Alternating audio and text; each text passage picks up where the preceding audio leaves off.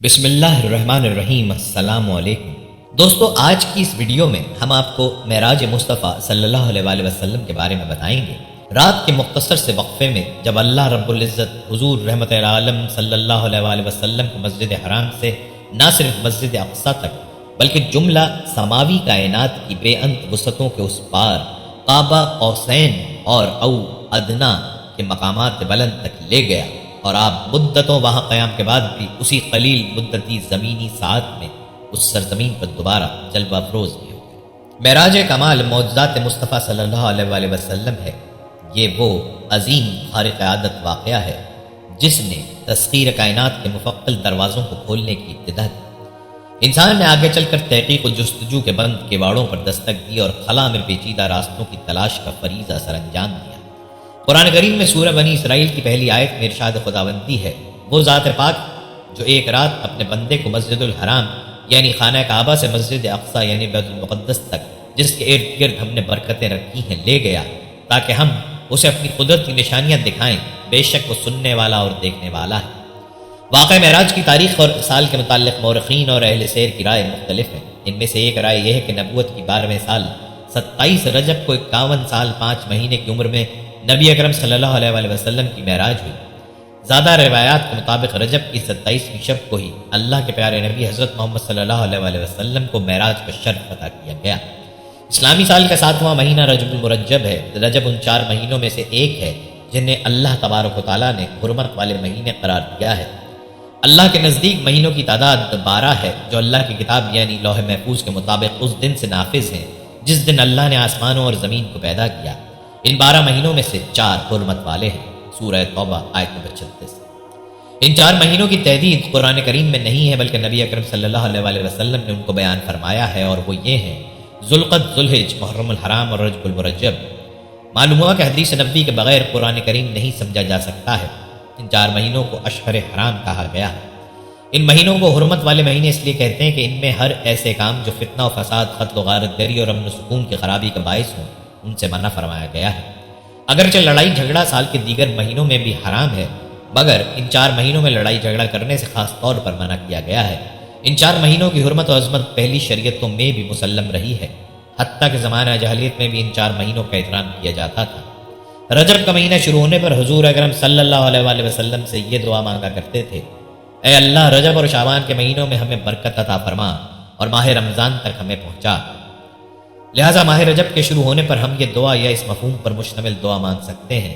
اس دعا سے اندازہ ہوتا ہے کہ آپ صلی اللہ علیہ وآلہ وسلم کے نزدیک رمضان کی کتنی اہمیت تھی کہ ماہ رمضان کی عبادت کو حاصل کرنے کے لیے آپ صلی اللہ علیہ وآلہ وسلم رمضان سے 2 ماہ قبل دعاؤں کا سلسلہ شروع فرما دیتے تھے۔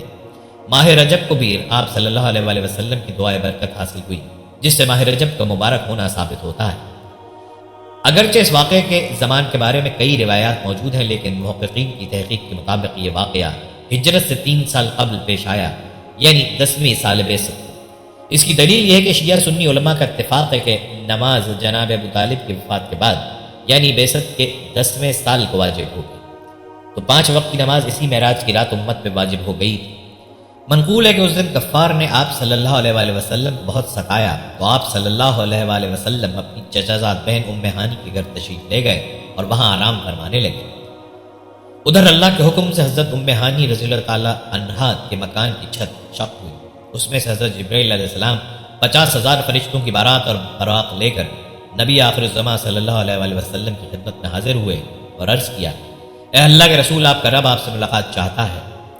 چنانچہ سوئے عرش سفر کی تیاریاں ہونے لگیں۔ صف معراج کا سلسلہ شروع ہونے والا تھا۔ نبی رحمت کی بارگاہ میں براق حاضر کیا گیا جس پر حضور کو سوار ہونا تھا، مگر اللہ کے پیارے محبوب نے کچھ توقف فرمایا۔ جبرائیل امین نے اس پس و پیش کی وجہ دریافت کی تو آپ نے ارشاد فرمایا، مجھ پر تو اللہ رب العزت کی اس قدر نوازشات ہیں، مگر روز قیامت میری امت کا کیا ہوگا؟ میری امت پل صراط سے کیسے گزرے گی؟ اسی وقت اللہ تعالیٰ کی طرف سے بشارت دی گئی، اے محبوب آپ امت کی فکر نہ کیجیے، ہم آپ کی امت کو پل صراط سے اس طرح گزار دیں گے کہ اسے خبر بھی نہیں ہوگی۔ اس واضح بشارت کے بعد سرکار دو عالم عرش کی سیر کے لیے تیار ہو گئے۔ آپ صلی اللہ علیہ وآلہ وسلم کو نیند بیداری کی حالت میں مسجد الحرام میں حتیم میں خانہ کعبہ سے بالکل متصل زمزم کے کنویں کے قریب لٹا کر اب آپ مکمل طور پر میدان میں تھے اور تمام حالات کا مظاہرہ فرما رہے تھے۔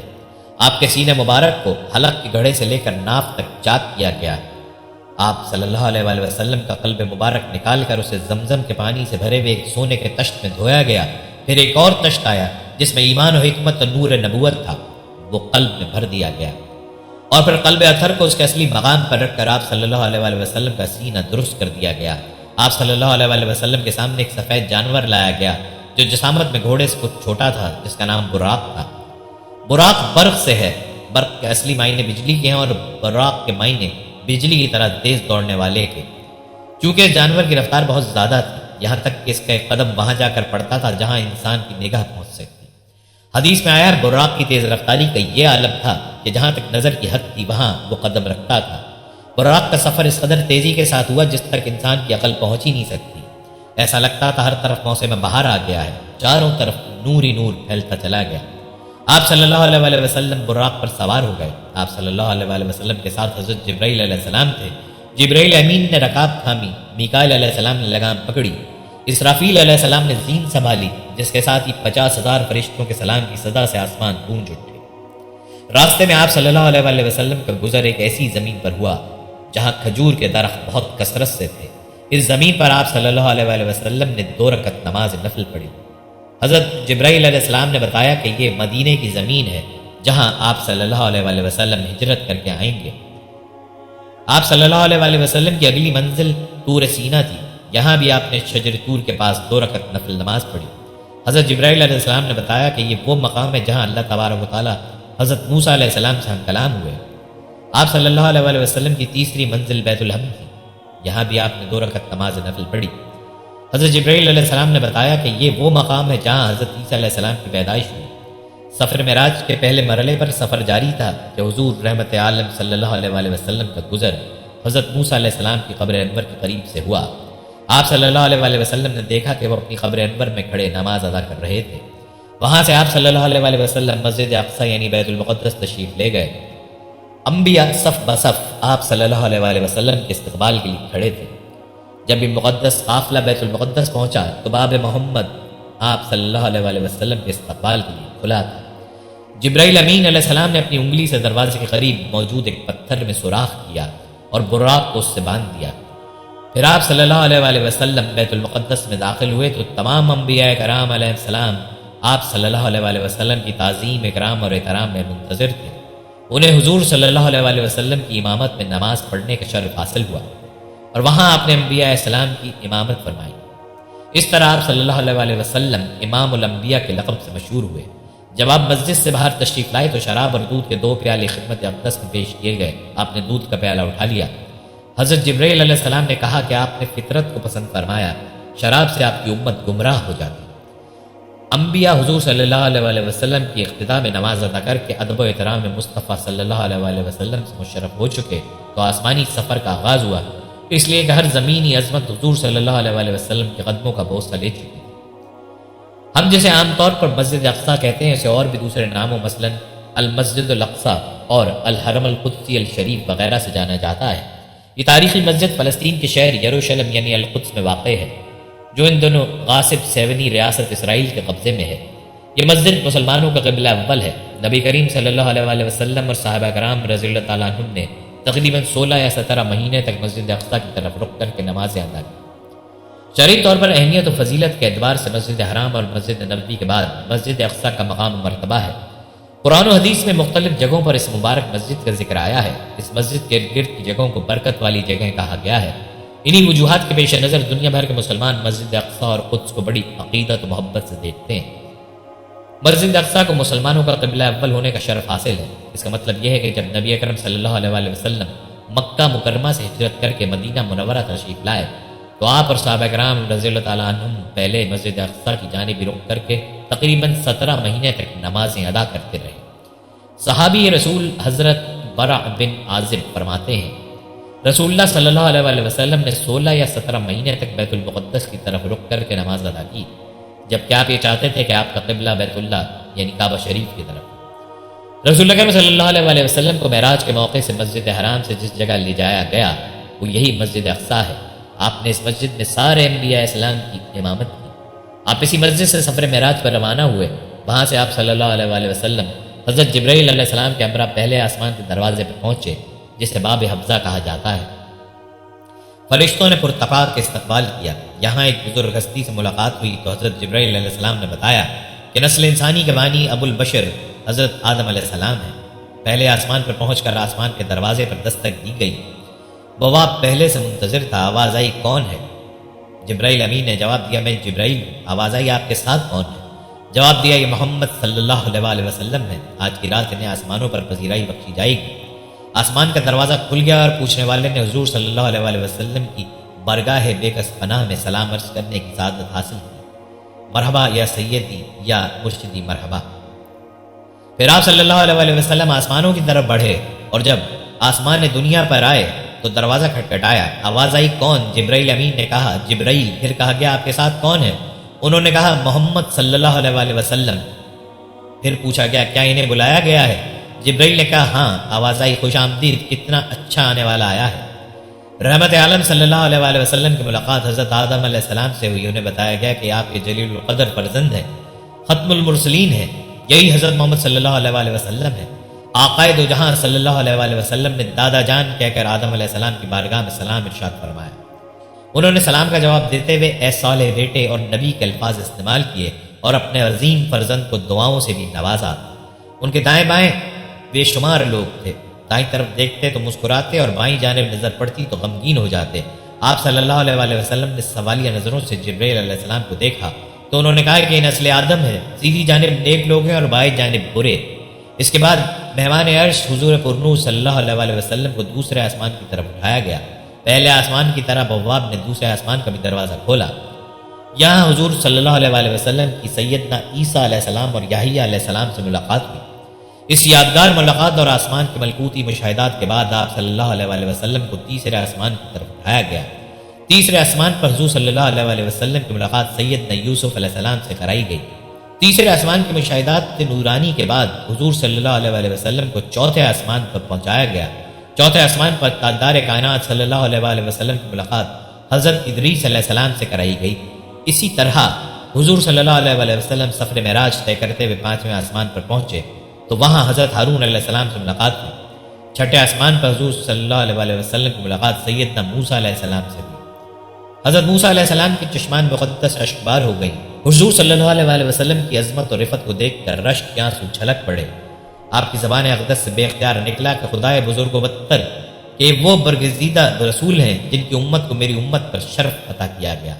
میری امت پر جسے بزرگی عطا ہوئی ہے وہی رسول برحق ہیں جن کی امت کو میری امت کے مقابلے میں کثرت کے ساتھ جنت میں داخل کیا گیا۔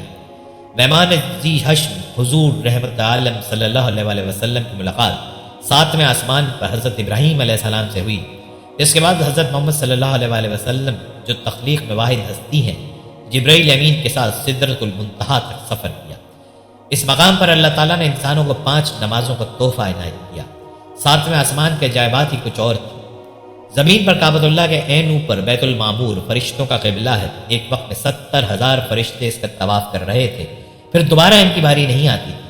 وہاں دیوار سے ٹیک لگائے حضرت ابراہیم علیہ السلام بیٹھے تھے۔ وہ حضور صلی اللہ علیہ وسلم کے ہم شکل تھے۔ انہوں نے ابن صالح اور نبی صالح کے الفاظ کے ساتھ سلام کا جواب دیا اور فرمایا آپ اپنی امت کو میرا سلام پہنچائیے۔ جنت کی مٹی خوشبودار ہے، اس کا پانی شیریں ہے، وہ وسیع و ہموار ہے، اس کے بیل بوٹے سبحان اللہ والحمد للہ واللہ الہ الا اللہ واللہ اکبر قوت باللہ العلی العظیم ہے۔ یعنی جو شخص جس قدر یہ الفاظ پڑھے گا اس کے لیے جنت میں پھلدار درخت لگتے چلے جائیں گے۔ آپ صلی اللہ علیہ وسلم سدرۃ المنتہا پر پہنچے۔ سدرہ ایک بیری کا درخت ہے، اس کی جڑیں 7ویں آسمان میں ہیں اور یہ بہت بلند ہے، اس کے پتے ہاتھ کے کان کے برابر ہیں اور پھل مٹکوں کی طرح۔ فرشتے چگنوں کی مانند ان پتوں پر تھے۔ وہ قیام میں سبحان اللہ کے ورد کر رہے تھے۔ یہیں انہوں نے معزز مہمان اور آخری نبی صلی اللہ علیہ وسلم کا دیدار کیا۔ سدرۃ المنتہا عالم خلق اور رب کو سماوات والارض کے درمیان حد فاصل ہے۔ یہاں تمام مخلوقات کا علم ختم ہو جاتا ہے۔ یہ وہ جگہ ہے جہاں زمین سے اوپر جانے والی اور اوپر سے اترنے والی اشیاء رک جاتی ہیں۔ اس سے آگے عالم الغائب ہے جس کا علم نہ کسی مقرر فرشتے کو ہے نہ کسی رسول کو۔ اسی مقام پر جنت الماوی ہے جس کا ذکر سورہ نجم میں ہے۔ رسول اللہ صلی اللہ علیہ وسلم جنت میں داخل ہوئے۔ اس میں وہ سب دیکھا جسے کسی آنکھ نے دیکھا نہ کان نے سنا۔ مشاہدہ جنت کے بعد پھر آپ صلی اللہ علیہ وآلہ وسلم کو سدرۃ المنتہا تک لے جایا گیا۔ آپ صلی اللہ علیہ وآلہ وسلم نے دیکھا کہ اس کے پتے اتنے بڑے ہیں جیسے ہاتھی کے کان ہوں، اور اس کے پھل اتنے بڑے بڑے ہیں جیسے مٹکے ہوں۔ جب سدرۃ المنتہا کو اللہ کے حکم سے ڈھانکنے والی چیزوں نے ڈھانک لیا تو اس کا حال بدل گیا۔ اللہ کی کسی بھی مخلوق میں اتنی طاقت نہیں کہ اس کے حسن کو بیان کر سکے۔ سدرۃ المنتہا کی جڑ میں 4 نہریں نظر آئیں، 2 باطنی نہریں اور 2 ظاہری نہریں۔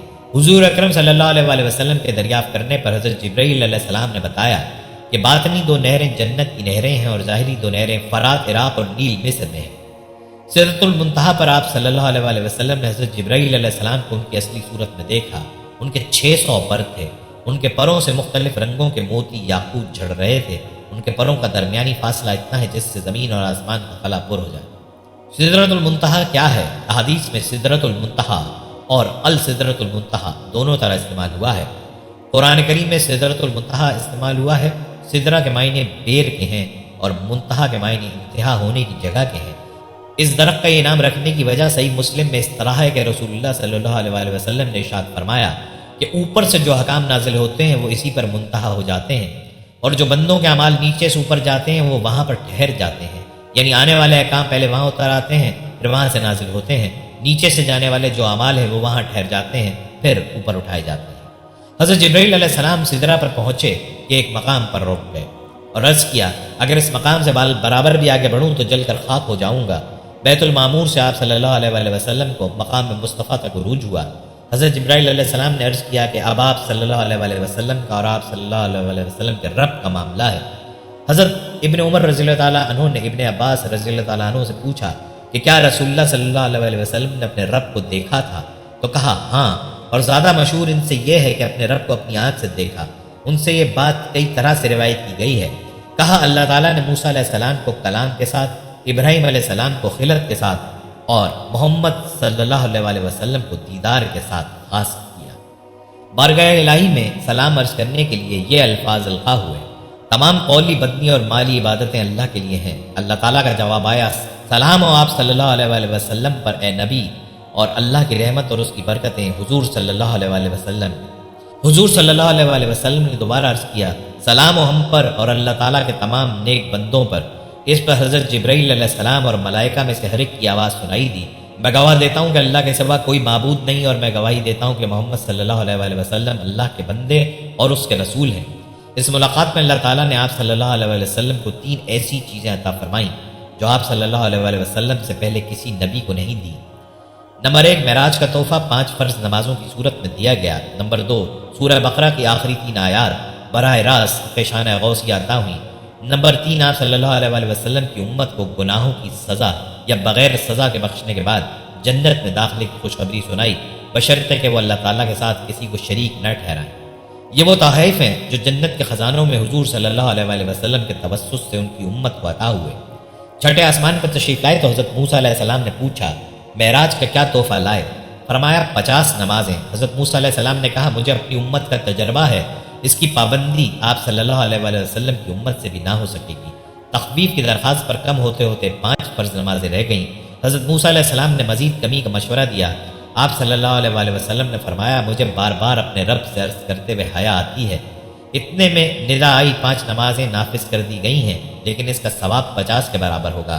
اور یہ بھی ارشاد ہوا کہ جس نے نیکی کا ارادہ کیا اور عمل نہیں کیا اس کے لیے 1 نیکی لکھی جائے گی، اگر عمل کر لیا تو 10 نیکیوں کا ثواب ملے گا۔ جس نے برائی کا ارادہ کیا اور عمل نہیں کیا تو نامہ اعمال میں کچھ نہیں لکھا جائے گا، عمل 1 گناہ لکھا جائے گا۔ اس سفر میں واقعات حقائق شرف ہم کلامی اور دیدار الہی سے مشرف ہونے کے بعد آپ صلی اللہ علیہ وآلہ وسلم نماز فجر سے پہلے دوبارہ مکہ مکرمہ حضرت ام ہانی رضی اللہ تعالی عنہا کے گھر پر تشریف لے آئے۔ سفر معراج میں آپ صلی اللہ علیہ وآلہ وسلم نے عجائب قدرت کا مشاہدہ کیا۔ آپ صلی اللہ علیہ وآلہ وسلم کو نیک اعمال کی جزا اور برے اعمال کی سزا کو ممثل یعنی مثالی شکل میں دکھایا گیا اور ان تفصیلی مشاہدے کا موقع دیا گیا۔ ان میں سے کچھ واقعات آسمان پر جانے سے پہلے کے ہیں اور بعض واقعات ان کے بعد کے ہیں، اور بعض واقعات کے سلسلے میں اختلاف ہے، ان کی تفصیلات قطب حدیث میں موجود ہیں۔ ناظرین، معراج کا یہ واقعہ کیوں پیش آیا؟ اس واقعے کے ذریعے اللہ تعالیٰ نبی کریم صلی اللہ علیہ وآلہ وسلم کی ذات اقدس پر اور امت مسلمہ پر کن حقائق کو منکشف کرنا چاہتے تھے، اور اس میں امت مسلمہ کے لیے کیا پیغام ہے۔ واقعہ معراج کا سب سے اولین مقصد نبی کریم صلی اللہ علیہ وآلہ وسلم کا اعزاز و اکرام اور آپ نے دین اسلام کی تبلیغ کے لیے جو تکلیفیں برداشت کی تھیں اس میں مزید ثابت قدمی اور ہمت و برداشت کی تلقین ہے۔ اس لیے کہ واقعہ معراج جن حالات میں پیش آیا وہ حالات کم و بیش اس طرح تھے کہ نبی کریم صلی اللہ علیہ وآلہ وسلم 10-11 سال سے مکے کی سنگلاخ زمین پر بت پرستی اور جہالت کے انتہائی متعصب ماحول میں دین کی تبلیغ فرما رہے تھے۔ اس تبلیغ کے جواب میں بہت کم لوگ مسلمان ہوئے اور ان میں بھی بیشتر بڑے بڑے سردار نہیں بلکہ عام طبقے کے لوگ تھے۔ ان 10 سالوں میں آپ اپنے رب ذوالجلال کے جس پیغام کو پہنچا رہے تھے اسی کی پاداش میں آپ اور آپ کے ساتھیوں کو ہر طرح کی تکلیف سہنا پڑی۔ باطل نے اپنے ترکش کا ہر تیر استعمال کیا اور آپ صلی اللہ علیہ وآلہ وسلم نے ہر تکلیف کو خندہ پیشانی سے برداشت کیا۔ اسی سفر میں نماز بھی فرض ہوئی۔ معراج جسمانی اور روحانی ایک اختلافی مسئلہ رہا ہے، مگر احادیث صحیحہ اور تفاسیر معتبرہ اس بات کی نشاندہی کرتی ہیں کہ معراج جسمانی تھی اور خدا کے رسول نے فرش سے عرش تک بلکہ قاب قوسین و ادنیٰ تک کی منزل اپنے اسی جسم نازنین خاکی کے ساتھ طے کی تھی۔ معراج کا واقعہ جس رات پیش آیا اس رات رسول اللہ صلی اللہ علیہ وآلہ وسلم اپنے چچا زاد بہن ام ہانی کے گھر مقیم تھے۔ آپ نے یہ بات لوگوں کو بتائی تو سب نے اسے ہلکا لیا اور مشرکین طعنہ دینے لگے کہ رسول اللہ راتوں رات آسمان گئے ہیں۔ سب نے تردید کی، پر جب لوگوں نے حضرت ابو بکر کو اس واقعے کے متعلق کہا کیا تو ابو بکر نے فوراً تصدیق کرتے ہوئے کہا کہ یہ بات رسول اللہ نے بتائی ہے۔ لوگوں نے کہا ہاں بالکل۔ ابو بکر نے کہا رسول اللہ نے بتائی ہے تو پھر سچ ہے۔ اسی ضمن وہ واقعہ آتا ہے کہ چند لوگ دوڑے دوڑے حضرت ابو بکر رضی اللہ تعالیٰ عنہ کے پاس گئے۔ وہ یہ سمجھتے تھے کہ اگر یہ پالا ہم مار لیں تو پھر ہماری جیت ہے، اگر ہم ابو بکر کو متزلزل کر دیں تو پھر گویا ہمارے لیے کوئی اور مسئلہ نہیں رہے گا۔ روایات میں آتا ہے کہ حضرت ابو بکر رضی اللہ تعالیٰ عنہ نے بھی یہ سن کر ایک مرتبہ تو جھجری لی، لیکن آنے والوں سے صرف ایک سوال کیا کہ کیا واقعی یہ رسول اللہ صلی اللہ علیہ وآلہ وسلم فرما رہے ہیں؟ لوگوں نے خوش ہو کر تالیاں بجاتے ہوئے کہا ہاں ہاں وہ یہ کہہ رہے ہیں، چلو ہم تمہیں اپنے ساتھ لے چلتے ہیں، اپنے کانوں سے سن لو۔ انہوں نے سمجھا کہ ہمارا وار کارگر ہوا ہے، واقعی کوئی تزلزل معلوم ہوتا ہے، لیکن حضرت ابو بکر رضی اللہ تعالیٰ عنہ نے اس سوال کے بعد یہ جواب دیا لوگو اگر آپ صلی اللہ علیہ وآلہ وسلم کہہ رہے ہیں تو 100% درست کہہ رہے ہیں۔ میں مانتا ہوں کہ روزانہ فرشتہ آپ صلی اللہ علیہ وآلہ وسلم کے پاس آتا ہے، اور اگر ایک مرتبہ آپ صلی اللہ علیہ وآلہ وسلم کو آسمان پر لے جایا گیا تو یہ کون سی بڑی شے ہے، میں اس کی تصدیق کرتا ہوں۔ یہ وہ دن ہے کہ جس دن سے بارگاہ رسالت سے ابو بکر رضی اللہ تعالیٰ عنہ کو صدیق کا خطاب عطا ہوا اور اسی روز سے ابو بکر صدیق اکبر شمار ہوتے ہیں۔ حضرت ابو بکر کی اس بات نے رسول اللہ کو بہت زیادہ متاثر کیا۔ مکے کا ایک شخص جو شام اور فلسطین زیادہ سفر کیا کرتا تھا آیا اور بولا اگر آپ واقعی راتوں رات مسجد اقصی اور پھر آسمانوں میں گئے ہیں تو مجھے مسجد اقصی کا پتہ ہے، میں آپ سے سوالات پوچھتا ہوں، آپ جواب دیں۔ پھر اس شخص نے رسول اللہ سے مسجد اقصی اور اس کے خد و خال کے متعلق بے شمار سوالات کیے اور رسول اللہ نے سب کے ٹھیک ٹھیک جوابات دیے۔ اس شخص نے رسول اللہ کے تمام جوابات کو درست قرار دیا۔ رسول اللہ صلی اللہ علیہ وآلہ وسلم نے اللہ سے پردے میں بات کرنے کا شرف حاصل کیا جو اور کسی کو حاصل نہیں ہوا۔ کائنات کی افضل ترین رات میں اللہ تعالیٰ نے حضرت محمد صلی اللہ علیہ وآلہ وسلم کو 50 نمازیں بطور تحفہ دیں، جن کی تعداد بعد میں کم کر کے 5 کر دی گئی۔ اس واقعے کی تاریخ و سال کے متعلق مورخین اور اہل سیر کی رائے مختلف ہیں۔ ان میں سے ایک کی رائے یہ ہے کہ نبوت کے 12ویں سال 27 رجب کو 51 سال 5 مہینے کی عمر میں نبی اکرم صلی اللہ علیہ وآلہ وسلم کو معراج ہوئی، جیسا کہ علامہ قاضی محمد سلمان منصور پوری رحمۃ اللہ علیہ نے اپنی کتاب مہر نبوت میں تحریر فرمایا ہے۔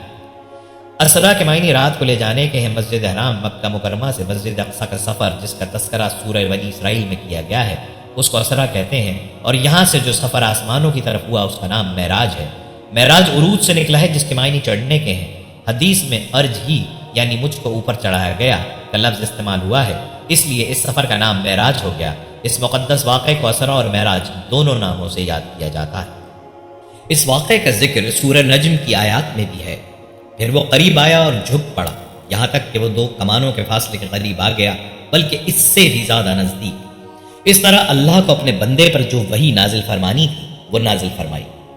سورہ نجم کی آیات 13 تا 18 میں وضاحت ہے کہ حضور اکرم صلی اللہ علیہ وآلہ وسلم نے اس موقع پر بڑی بڑی نشانیاں ملاحظہ فرمائیں، اور حقیقت یہ ہے کہ انہوں نے اس فرشتے کو ایک اور مرتبہ دیکھا ہے۔ اس بیر کے درخت کے پاس جس کا نام سدرۃ المنتہا ہے، اس کے پاس جنت المأویٰ ہے، اس وقت اس بیر کے درخت پر وہ چیزیں چھائی ہوئی تھیں جو بھی اس پر چھائی ہوئی تھیں۔ نبی کی آنکھ نہ تو چکرائی اور نہ حد سے آگے بڑھی۔ سچ تو یہ ہے کہ انہوں نے اپنے پروردگار کی بڑی بڑی نشانیوں میں سے بہت کچھ دیکھا ہے۔ احادیث سے متواترہ سے ثابت ہے، یعنی صحابہ، تابعین اور تبع تابعین کی ایک بڑی تعداد سے معراج کے واقعے سے متعلق احادیث مروی ہیں۔ قرآن کریم اور احادیث متواترہ سے ثابت ہے کہ اسرا و معراج کا تمام سفر صرف روحانی نہیں بلکہ جسمانی تھا، یعنی نبی اکرم صلی اللہ علیہ وآلہ وسلم کا یہ سفر کوئی خواب نہیں تھا بلکہ ایک جسمانی سفر اور عینی مشاہدہ تھا۔ یہ ایک معجزہ تھا کہ مختلف مراحل سے گزر کر اتنا بڑا سفر اللہ تعالیٰ نے اپنی قدرت سے صرف رات کے ایک حصے میں مکمل کر دیا۔ اللہ تعالیٰ جو اس پوری کائنات کا پیدا کرنے والا ہے، اس کے لیے کوئی بھی کام مشکل نہیں ہے، کیونکہ وہ تو قادر مطلق ہے، جو چاہتا ہے کرتا ہے، اس کے تو ارادہ کرنے پر چیز کا وجود ہو جاتا ہے۔ معراج کا واقعہ پوری انسانی تاریخ کا ایک ایسا عظیم، مبارک اور بے نظیر معجزہ ہے جس کی مثال تاریخ پیش کرنے سے قاصر ہے۔ خالق کائنات نے اپنے محبوب صلی اللہ علیہ وآلہ وسلم کو دعوت دے کر اپنا مہمان بنانے کا وہ شرف عظیم عطا فرمایا جو نہ کسی انسان کو کبھی حاصل ہوا ہے اور نہ کسی مقرب ترین فرشتے کو۔ واقعہ معراج کے مقاصد میں جو سب سے مختصر اور عظیم بات قرآن کریم یعنی سورہ بنی اسرائیل میں ذکر کی گئی ہے وہ یہ ہے کہ ہم یعنی اللہ تعالیٰ نے آپ صلی اللہ علیہ وآلہ وسلم کو اپنی کچھ نشانیاں دکھلائیں۔ اس کے مقاصد میں سے ایک اہم مقصد اپنے حبیب محمد صلی اللہ علیہ وآلہ وسلم کو وہ عظیم الشان مقام و مرتبہ دینا ہے جو کسی بھی بشر حد تک کسی مقرب ترین فرشتے کو نہیں ملا ہے اور نہ ملے گا۔ نیز اس کے مقاصد میں امت مسلمہ کو یہ پیغام دینا ہے کہ نماز ایسا محترم بالشان عمل اور عظیم عبادت ہے کہ اس کی فریضت کا اعلان زمین پر نہیں بلکہ ساتوں آسمانوں کے اوپر بلند و اعلیٰ مقام پر معراج کی رات میں ہوا۔ نیز اس کا حکم حضرت جبرائیل علیہ السلام کے ذریعے نبی اکرم صلی اللہ علیہ وآلہ وسلم تک نہیں پہنچا بلکہ اللہ تعالیٰ نے فرضیت نماز کا تحفہ بذات خود اپنے حبیب صلی اللہ علیہ وآلہ وسلم کو عطا فرمایا۔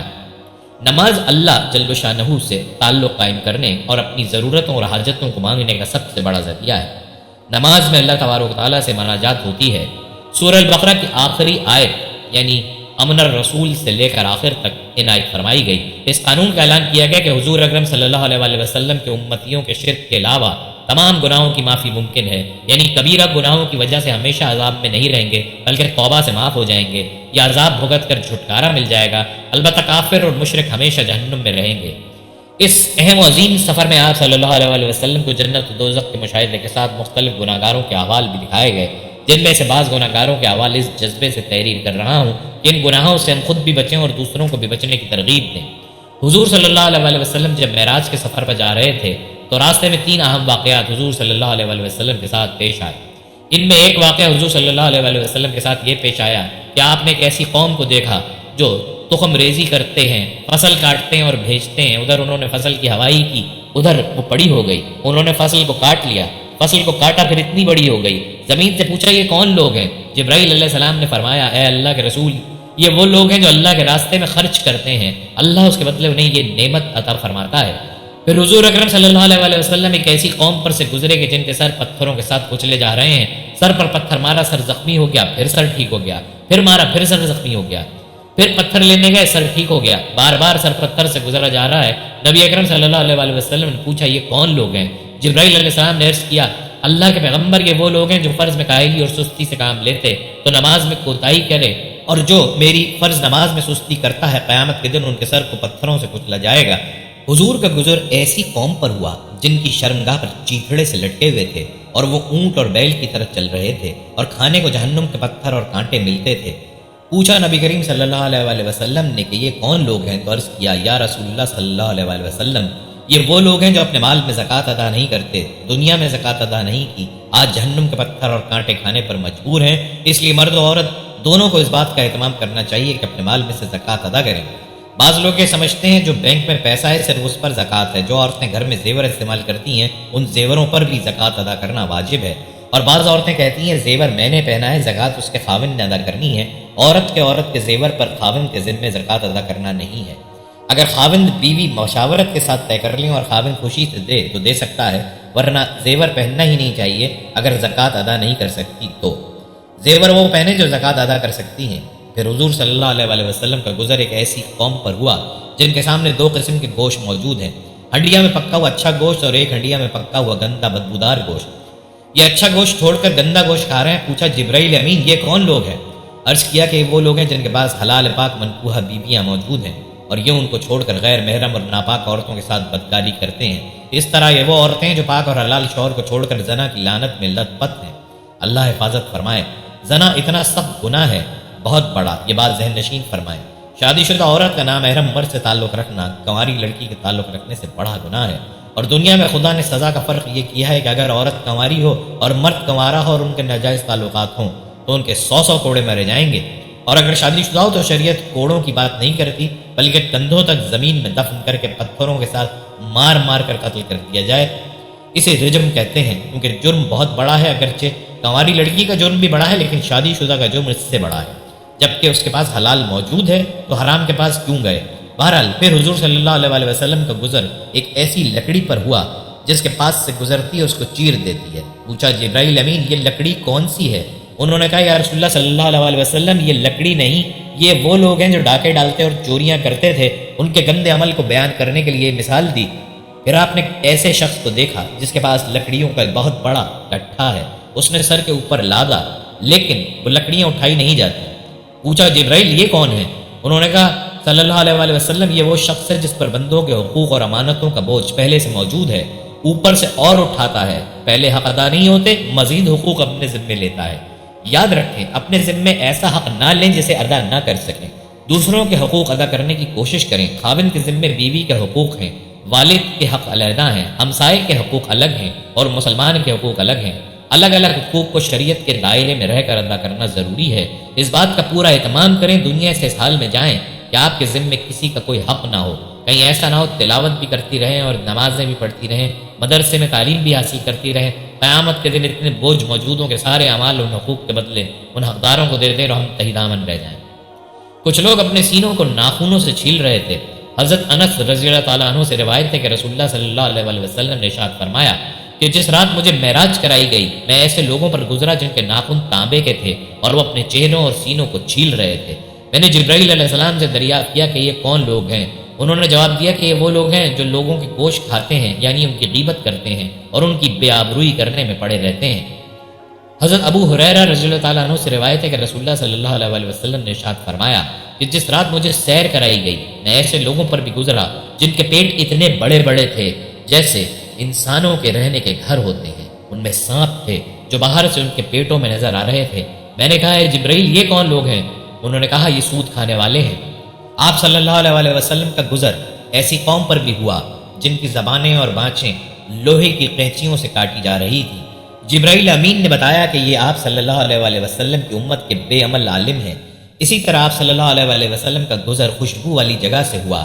جبرائیل علیہ السلام نے بتایا کہ یہ جنت ہے اور بدبو والی جگہ جہنم سے بھی گزر ہوا۔ حضرت ابن عباس رضی اللہ تعالیٰ عنہ کی روایت صحیح بخاری مسلم میں موجود ہے جس میں ہے کہ آپ صلی اللہ علیہ وسلم نے دجال اور داروغہ جہنم جس کا نام مالک ہے وہ بھی دیکھا۔ روایات میں آتا ہے کہ اس سفر میں آپ صلی اللہ علیہ وسلم کا گزر ایک بڑھیا پر سے ہوا، اس نے آپ صلی اللہ علیہ وسلم کو آواز دی۔ حضرت جبرائیل علیہ السلام نے آپ صلی اللہ علیہ وسلم سے عرض کیا کہ آگے چلیے۔ پھر آپ صلی اللہ علیہ وسلم کا گزر ایک بوڑھے شخص کے پاس سے ہوا، اس نے بھی آپ صلی اللہ علیہ وسلم کو آواز دی۔ حضرت جبرائیل علیہ السلام نے کہا آگے چلیے۔ اس کے بعد آپ صلی اللہ علیہ وسلم کا گزر ایک جماعت پر ہوا جنہوں نے آپ صلی اللہ علیہ وسلم کو سلام کیا۔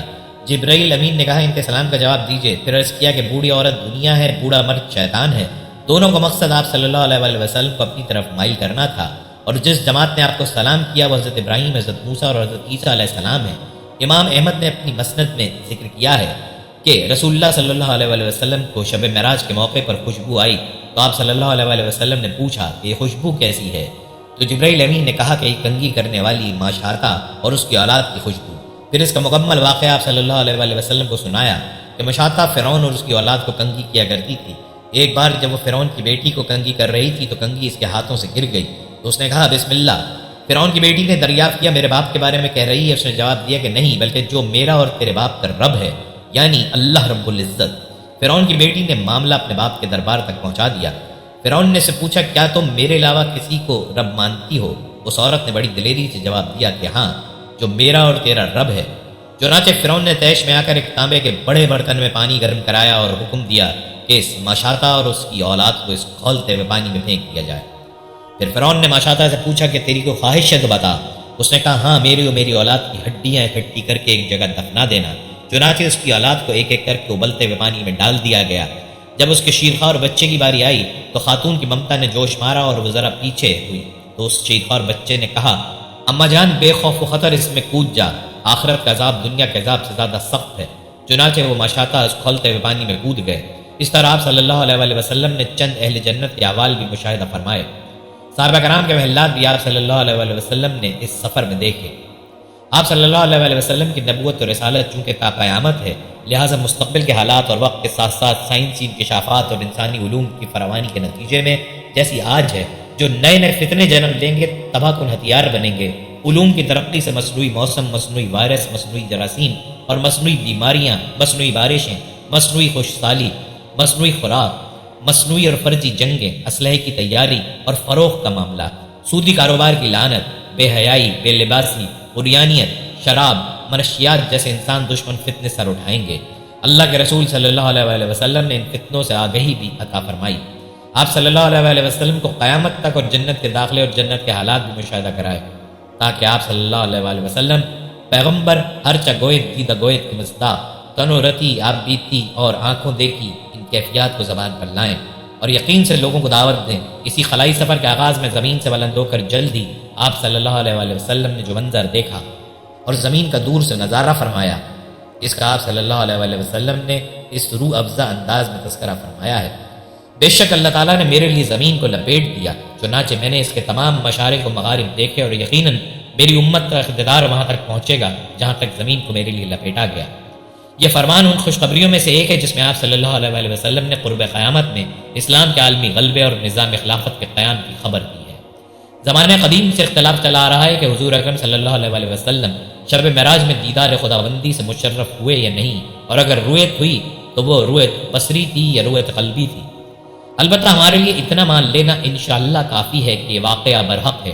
یہ واقعہ رات کے صرف ایک حصے میں ہوا، نیز بیداری کی حالت میں ہوا، اور حضور اکرم صلی اللہ علیہ وسلم کا یہ بہت بڑا معجزہ ہے۔ رات کے صرف ایک حصے میں مکہ مکرمہ سے بیت المقدس جانا، انبیاء کرام کی امامت میں وہاں نماز پڑھنا، پھر وہاں سے آسمانوں تک تشریف لے جانا، انبیاء کرام سے ملاقات اور پھر اللہ جل شانہ کے دربار میں حاضری، جنت و دوزخ دیکھنا، مکہ مکرمہ تک واپس آنا اور واپسی پر قریش کے ایک تجارتی قافلے سے ملاقات ہونا جو ملک شام سے واپس آ رہا تھا۔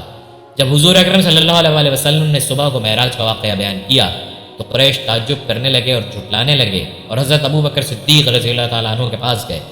حضرت ابو بکر صدیق رضی اللہ تعالیٰ عنہ نے فرمایا کہ اگر انہوں نے یہ بات کہی ہے تو سچ فرمایا ہے۔ اس پر قریش کے لوگ کہنے لگے کہ کیا تم اس بات کی بھی تصدیق کرتے ہو؟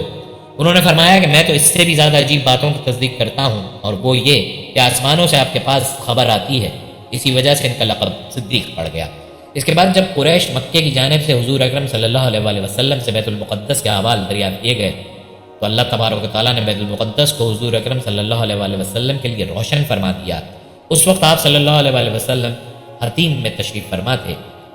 قریش مکہ سوال کرتے جا رہے تھے اور آپ صلی اللہ علیہ وسلم جواب دیتے جا رہے تھے۔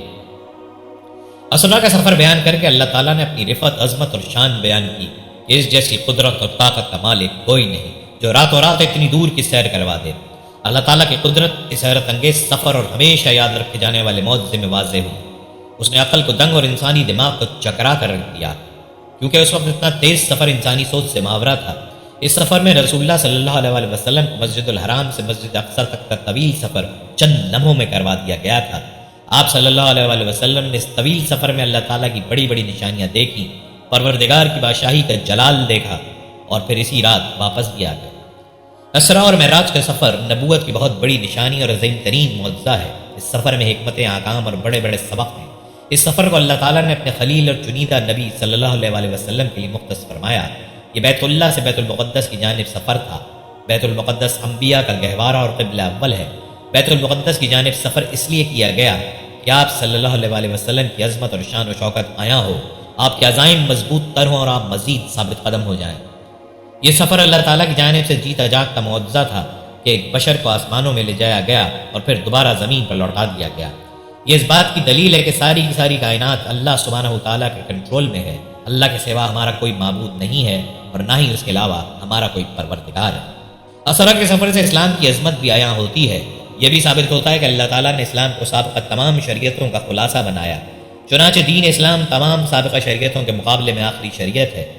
اسرا کے سفر نے انبیاء کرام کے مابین بھائی چارے کے تعلقات کو مضبوط بنایا اور یہ بھی بتلایا کہ سب کا پیغام رسالت ایک ہی ہے۔ یہی وجہ ہے کہ رسول اللہ صلی اللہ علیہ وسلم آسمان میں جہاں جہاں پہنچے ہر جگہ انبیاء کرام نے آپ کا خوش آمدید صالح بھائی اور نیک نبی کہہ کر استقبال کیا۔ عصرہ کے موقع پر تمام انبیاء کرام نے جمع ہو کر نبی صلی اللہ علیہ وسلم کی اقتداء میں مسجد اقصیٰ میں نماز ادا کی، کیونکہ آپ صلی اللہ علیہ وسلم کی شان اور مقام بہت بلند ہے۔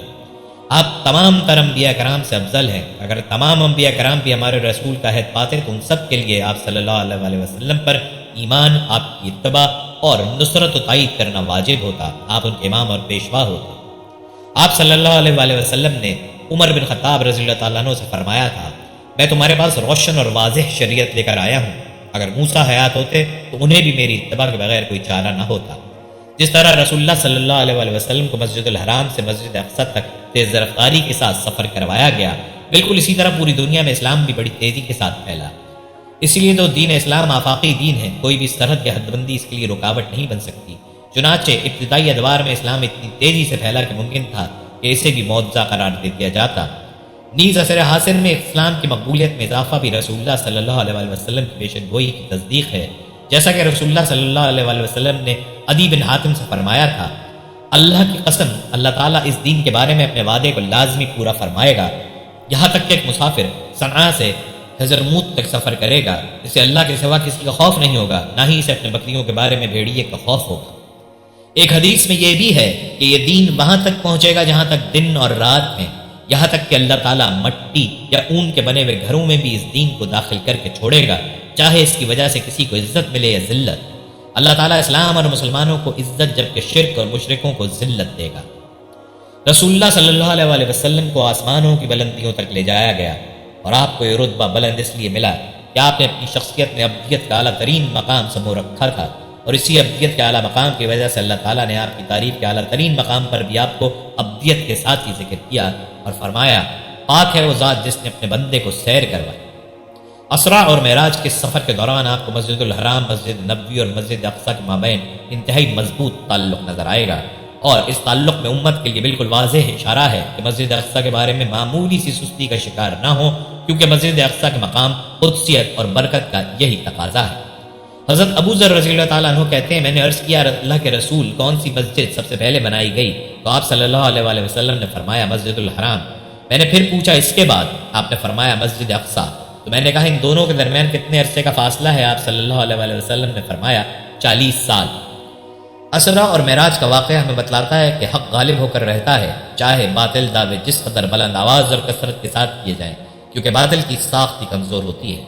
سورہ الانبیاء آیت نمبر 18 میں اللہ فرماتا ہے، ہم حق سے باطل پر پوری قوت کے ساتھ چوٹ لگاتے ہیں، سو حق اسے کچل دیتا ہے، بس وہ باطل ہلاک ہو جاتا ہے، اور تمہارے لیے ان باتوں کے باعث تباہی ہے جو تم بیان کرتے ہو۔ نبی کریم صلی اللہ علیہ وسلم بھی جس وقت مکے میں داخل ہوئے تو بیت اللہ کے ارد گرد 360 بت موجود تھے۔ آپ صلی اللہ علیہ وسلم انہیں اپنے ہاتھ میں لی ہوئی چھڑی سے گراتے جاتے اور فرماتے، حق آ گیا اور باطل مٹ گیا، بے شک باطل مٹنے ہی والا تھا۔ اسرا کے معجزے سے ہم اللہ تعالیٰ کی مدد اور نصرت کے حوالے سے اہم ترین سبق حاصل کرتے ہیں کہ جو بھی اللہ کے دین اور اللہ تعالیٰ کے احکامات پر کاربند ہوگا، اللہ تعالیٰ اس کے ساتھ ہوتا ہے، اور اللہ تعالیٰ کے ساتھ ہونے کا مطلب یہ ہے کہ اللہ تعالیٰ اپنے اس بندے کی حفاظت فرماتا ہے، اسے کامیابیوں سے نوازتا ہے، اس کی مدد و نصرت فرماتا ہے، نیز غلبہ عطا کرتا ہے۔ اس سبب کی وجہ سے ان جانثاروں کے زخم مندمل ہوتے ہیں جو اخلاص کے ساتھ دشمن کے سامنے سینے سے پر ہیں، اور مسلمانوں کے مقدس مقامات کے تحفظ کے لیے مصروف جد و جہد ہیں۔ مسلمانوں کے خلاف سازشیں کرنے والے اور ان کے خلاف گھات لگانے والے یہ بات سمجھ لیں کہ مسلمانوں کی مدد کے لیے اللہ سبحانہ وتعالیٰ کو اسباب کی ضرورت نہیں ہے، اگرچہ مسلمان تنہا ہوں تب بھی اللہ تعالیٰ ان کی مدد فرماتا ہے۔ سورہ البقرہ آیت نمبر 249 میں فرمانے والی تعالیٰ ہے، کتنی چھوٹی اور تھوڑی سی جماعتیں بڑی اور بہت سی جماعتوں پر اللہ کے حکم سے غلبہ پا لیتی ہیں، اللہ تعالیٰ ڈٹ جانے والوں کے ساتھ۔ لہٰذا اگر بیت المقدس اور مسجد اقصیٰ کا مسلمانوں کے دلوں میں کوئی مقام ہے تو پھر مسلمانوں پر لازمی ہے کہ وہ اللہ تعالیٰ کے سامنے گڑ گڑائیں کہ اللہ تعالیٰ مسجد اقصیٰ کو ہمہ قسم کی بے حرمتی سے محفوظ رکھے، اہل فلسطین کے لیے ثابت قدمی اور فتح کی دعا کریں۔ تاریخ کے اس بے مثال واقعے کو بیان کرنے کا اہم مقصد یہ ہے کہ ہم اس عظیم شان واقعے کی کسی حد تک تفصیلات سے واقف ہوں، اور ہم ان گناہوں سے بچیں جن کے ارتکاب کرنے والوں کا برا انجام نبی کریم صلی اللہ علیہ وسلم نے اس سفر میں اپنی آنکھوں سے دیکھا اور پھر امت کو بیان فرمایا۔ ہم یہ امید کرتے ہیں کہ آپ کو ہماری آج کی یہ ویڈیو ضرور پسند آئی ہوگی۔ اگر آپ کو ہماری آج کی یہ ویڈیو پسند آئی ہے تو آپ سے گزارش کرتے ہیں کہ آپ ہمارے چینل کو ضرور سبسکرائب کر لیں، سبسکرائب کے ساتھ ساتھ ہماری ویڈیو کو لائک بھی کریں اور اپنی قیمتی رائے کا اظہار کمنٹس میں ضرور کریں۔ اللہ تعالیٰ آپ کو اپنی حفظ و امان میں رکھے، آمین۔